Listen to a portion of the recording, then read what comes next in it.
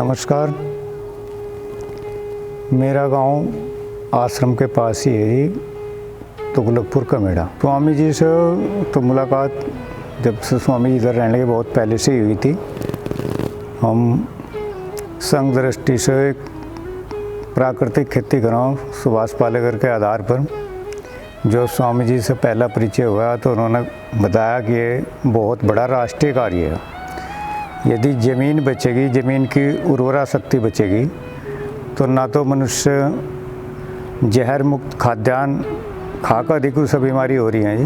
प्राकृतिक कृषि के द्वारा उत्पादित अन्न ग्रहण करेगा तो वो बीमारियों की चपेट में आनेगा ही नहीं। स्वामी जी राष्ट्रीय कार्य कर रहे हो और स्वामी जी का ऐसा देह रोगों का इलाज यहाँ आश्रम पर चला जी।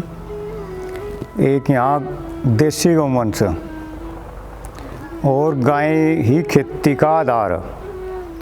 तो हम तो किसान हैं जी, यहाँ गाय हैं इसलिए हमारा तो लगाव इसलिए भी है।